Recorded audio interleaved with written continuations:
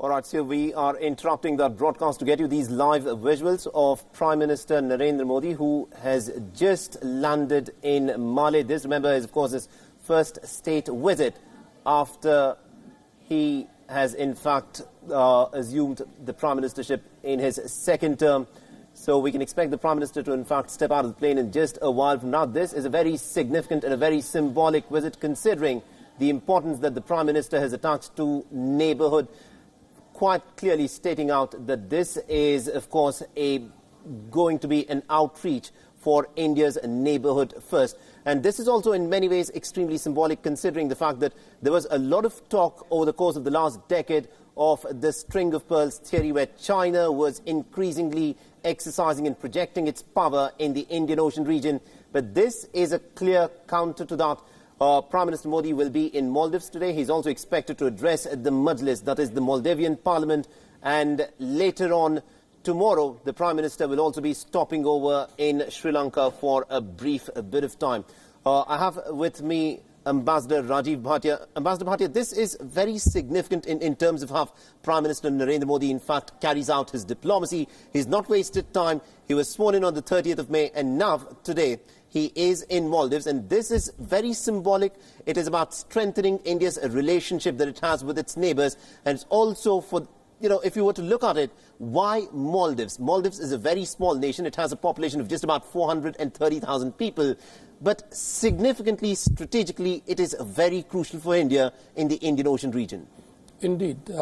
If we can't manage good, cordial and cooperative relations with a small neighbor, how do we expect us to do better with the larger nations? I think the importance of neighborhood is very, very important. And it is in that context, I think we can say very clearly that this is an important visit. I also want to say that fundamentally the idea is, first of all, to create immense amount of political goodwill in that country. Right. Secondly, to make sure that the bilateral cooperation proceeds forward. You have to appreciate that every time the Prime Minister of India goes to a country, a whole lot of things are done behind the scenes in order to make sure that the cooperation is on the right track. And above all, I think the people-to-people connection really gets highlighted, especially the mainstream media gets into the act, as obviously is the case today. So I think from all points of view, the expectation is that India-Maldives relations would become much more substantive and much more friendly. But I think I would like to add one more point, which is that it's not enough for us to deal with Maldives only on the bilateral platform. Right. Maldives has tremendous significance in the region, and therefore we need to give thought as to how to involve Maldives in the entire exercise of regional cooperation. I think that's a very significant point that you've raised, because what China, in fact, was doing with its string of pearls, that this theory that was being talked about over the course of the last decade, India, by emphasizing on the neighborhood policy, is stating that the Indian Ocean region will be an area of influence for India, and this is something that no other outside power will be able to come and change that. Meanwhile, I've also told that my colleague Siddhant Sibil is joining us live from New Delhi. Good afternoon to you, Siddhant. This is a very significant visit by the Prime Minister of India. Talk us through as to what is on the agenda today. Well, Mohammed, it's a very, very historic and important visit. It's for the first time in last 8 years that the Indian Prime Minister is on a bilateral state visit. We know that the Indian Prime Minister was in Maldives last year in November of 2018 to be part of the oath-taking ceremony of the new president of Maldives. But this is the first state visit in 8 years. The last time an Indian Prime Minister visited was in 2011. The visit back then was by the former Prime Minister Manmohan Singh, and he, of course, and also address the parliament. But by and large, the focus will be on many things, whether it's defense, whether it's connectivity, or whether it's cricket. But on defense, two important key projects. One, of course, is the surveillance radar that will, as the Foreign Secretary said before the entire visit began in the briefing, that it will help Maldives protect its special economic zone, its exclusive economic zone. Of course, the focus will be on connectivity. We know that India and Maldives are working on a ferry service from Kochi to Maldives that will connect both the countries. And in fact, India is also working on intra-island connectivity in Maldives. So a lot of things in the focus. But other than that, there have been a number of high-level visits between India and Maldives. Under the present administration in Maldives, after the new president took charge in 2018, we saw the visit of the foreign minister, the president himself in December, and then, of course, the defense minister. In fact, the former external affairs minister, Sushma Swaraj, had visited the country in March of this year. But by and large, both the countries know the big threat, of course, of piracy, but also a big worry, the Chinese worry in the Indian Ocean region. We know that China has, in fact, scaled up its presence in the Indian Ocean region. This is something of a worry for New Delhi. In fact, New Delhi was very worried when under the previous administration, President Yamin's administration, we saw he junked the pro-India policy for a pro-Beijing policy, a factor which India was very, very worried about. And then we saw the elections and the new president coming in, who has been reiterating many times that it will keep in mind the concerns of the Indian establishment when it comes to security, stability of the Indian Ocean region. We know Maldives lies on an important... See, Prime Minister Narendra Modi has just stepped out of the plane. This, of course, is his first visit as the Prime Minister of India after having taken oath in his second term. And this, of course, is a very significant visit. This is a visit that is full of symbolism. It's about increasing people-to-people's contacts. It's about increasing India's defense ties also with the Maldives.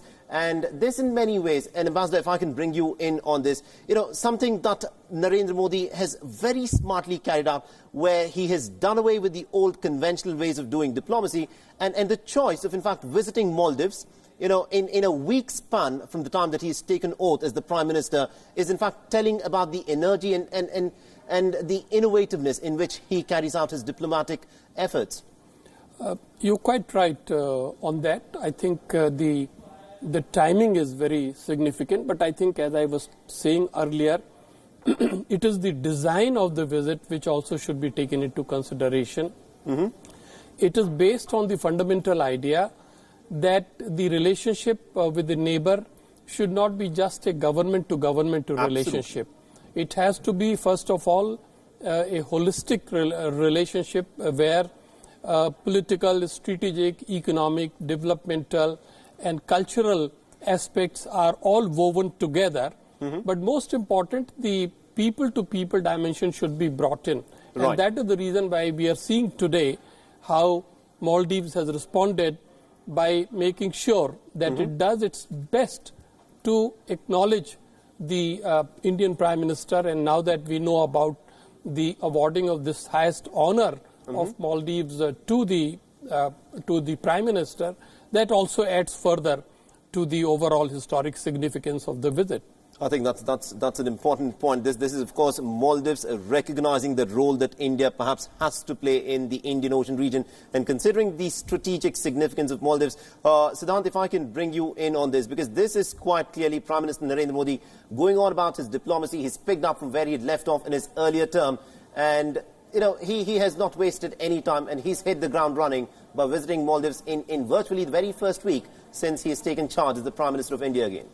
In fact, New Delhi has made it clear that neighborhood first will be the top priority. The new foreign minister, who was the former foreign secretary, in his first public address just last week only, said that the top priority for this government will be neighborhood first. And of course, India walking the talk. The Indian Prime Minister has just landed in Maldives, and he was welcomed by the Maldivian foreign minister, our envoy to Maldives, Sanjay Sudhir. And we know now the schedule will begin with the meeting with the president, the bilateral meeting with the president. He will, of course, as we have been mentioning, honored with the highest award, in a sense, the award which is given to foreign dignitaries. And then, of course, the big address to the Maldivian parliament. This is the 11th time that the Prime Minister has been addressing to a foreign parliament. He, of course, remember his first visit in his first term was to Bhutan, and there also he addressed a joint session of the Bhutanese parliament. That has been a tradition. In his first term, we saw he addressing world parliaments, in a sense, various national parliaments, almost 10 times, whether it's US, Australia, in the neighborhood as well. It's Afghanistan, Nepal, Bhutan, Sri Lanka, and this time, of course, Maldives. So, by and large, most of the South Asian countries he has covered. He has addressed the parliament as well. But talking about Maldives, it carries a lot of symbolism as well, whether it's on security front, whether it's on neighborhood front. We know the release from the Ministry of External Affairs while announcing the visit, as well as from Prime Minister's departure statement, mentioned two key words. One, of course, neighborhood first policy, which we all have been talking about. Another is SAGAR, which is an acronym which denotes that the countries of South Asia have to work together for stability and growth of the entire region. So by and large, a pretty symbolic visit, but also a lot of action is expected in terms of MOUs, in terms of infrastructure development in the country. Remember, Maldives under the previous regime had taken a lot of debt, which in a sense has put the country's finances in a lot of trouble. We saw when the president of Maldives visited in December, India announced 1.3 billion grant that will help Maldives overcome the entire debt. So by and large, a pretty important visit in every sense possible. I think that's a very important point that you raised as to how India will, of course, try help out Maldives with the debt crisis that it has got into. But Ambassador Bhatia, the other point that I would like to talk about is that for the very first time, we've got a career diplomat who's been elevated to be the Foreign Minister of India. I'm talking about S. Jaishankar. How do you think is likely to have an impact on foreign policy? I'm pretty sure as a career diplomat yourself, you'd be thinking about, some of the problems that career diplomats have when they're dealing with politicians who take charge of this very crucial ministry. But now it is a career diplomat himself who is in charge there. And how do you think he's likely to shape up India's foreign policy? Well, I think this is a question which has interested all of us very significantly. I think there is a great deal of satisfaction and, if I may say, joy that Prime Minister has made this choice. In Dr. S. Jaishankar, we have an extraordinarily gifted diplomat. He knows the foreign policy machine through and through. And he comes at a very special time to preside over the foreign policy machine because India is facing a very complex global environment. That is true. Today we are talking a great deal about the neighborhood, but we have to remember that the larger region, the extended neighborhood, and beyond that, the relationship with the great powers, and also the situation in West Asia and the Indo-Pacific. And then on top of that, the global, problems with reference to the trade conflicts, climate change, terrorism. The whole plate becomes extremely heavy and complex. So at this time, the point that I'm making is that for a professional diplomat to come and head the diplomatic machine of India, it is a very positive sign and it is a very significant sign. Absolutely indeed. Now, this is just the beginning of Prime Minister Narendra Modi's diplomatic outreach. Tomorrow he'll be in Sri Lanka, and also interestingly he will be in the Kyrgyz capital of Bishkek to attend the SCO, the Shanghai Cooperation Organization, where China will be present, Pakistan will be present. Now, we've been given to understand that Prime Minister Narendra Modi and Imran Khan will not be meeting. Now, looking in terms of the energy and the briskness with which foreign policy is in fact being conducted here, how do you see this going forward? I think, diplomats have to be very realistic people, but they should also be always filled with optimism. Optimism which is of measured variety. So, as you rightly said, SCO is going to be the next important chapter in India's diplomacy in the new era. Right. And that is where we would have to see how India begins to reconnect at the highest political level with leaders of China and Russia. With regard to Pakistan, I'm not an expert on Pakistan. I think a lot of people are, but we know that things may or may not happen. But beyond that, then we will go to even larger issues. Ambassador, we'll have to slip into a short break. This of course, will be a topic that we'll be talking about in great detail as we proceed. We'll slip into a short break. More news and updates will continue on the Azad. Do stay tuned.